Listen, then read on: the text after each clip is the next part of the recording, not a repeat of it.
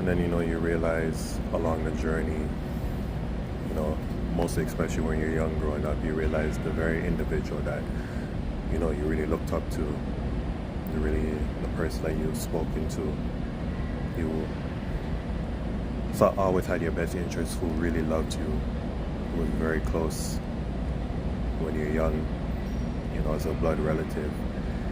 They never had your best interests, because deep down, they never loved you.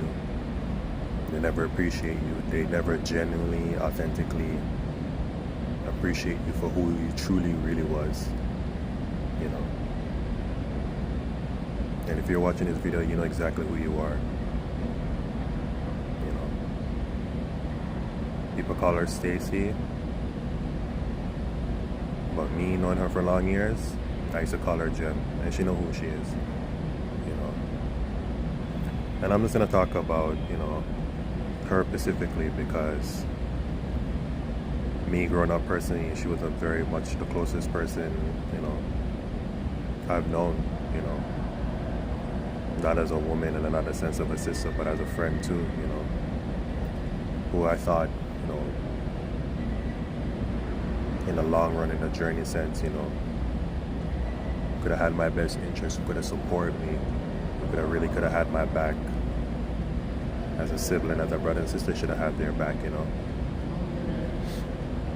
I don't want to make it seem like, I'm missing her, or I'm deeply in love with her, or that whole taboo incest stuff. No, I'm not into that kind of thing. And that's also the reason why I'm on this here too, because when you realize certain mistakes you used to do in the past, and despite you moving forward and become the best version of yourself, people tend to throw that burden on you, that guilt, that fault, that blame, and it make it seem like you're the one at fault and responsible for the whole dynamic, the whole foundation to crumble. When in all actual reality, it was them all that time. It was them strategically calculating, planning the whole thing from the get-go, from day one, right? Even to this very adult moment. So even though you tend to move forward and become the better version of yourself,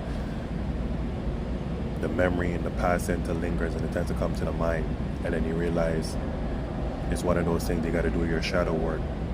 You got to reflect on those past of those individual people, places, and things who did you wrong, and you got to bring it up to the surface. You got to expose them for who they truly are, and that's what I'm here doing.